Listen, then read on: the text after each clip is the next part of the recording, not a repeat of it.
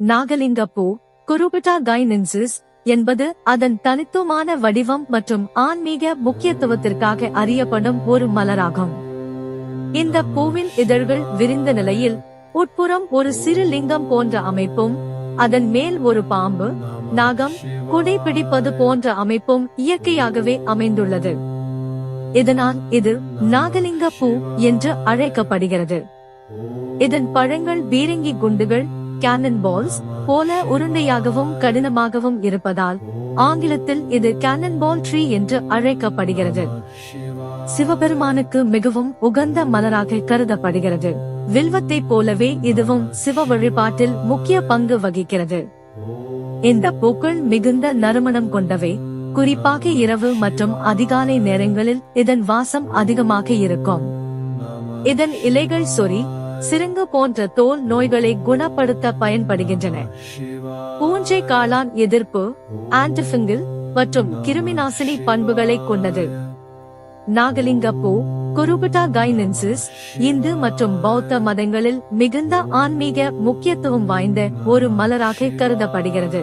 இப்பூவின் இதழ்கள் விரிந்து இருக்கும் போது அதன் நடுப்பகுதி ஒரு சிறிய சிவலிங்கம் போன்றும் அதன் மேல் பகுதி ஒரு பாம்பு நாகம் குடை பிடிப்பது போன்றும் காட்சியளிக்கிறது.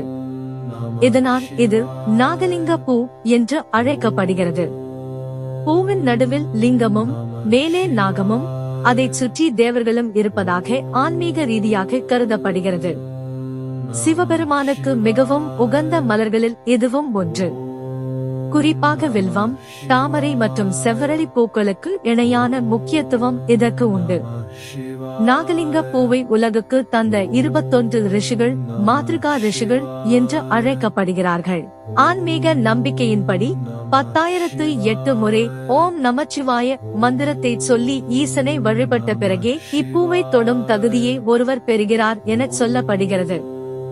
அன்னதானம் இறைவனுக்கு இப்பூவை சாத்த விரும்பினால் அதற்கு முன் 21 சாதுக்களுக்கு அன்னதானம் செய்ய வேண்டும் என்பதும் ஒரு மரபு. நாகலிங்க மரம் இயற்கையாகவே யோக அக்னியை கொண்டது. இப்பூவை பறிக்கும் போது கையில் ஒருவிதமான இதமான வெப்பத்தை உணர முடியும் என்று நம்பப்படுகிறது. சில பௌத்த மரபுகளில் இது சால் மரமாக தவறுதலாக கருதப்பட்டு புத்தர் பிறந்த இடத்துடன் தொடர்புடைய புனித மரமாக பல கோவில்களில் நடப்பட்டுள்ளது. நாகலிங்க பூவை வீட்டில் வளர்ப்பது அல்லது சிவனுக்கு சாத்தி வழிபடுவது குடும்பத்தில் அமைதியையும் மன அமைதியையும் தரும் என்பது பக்தர்களின் நம்பிக்கை.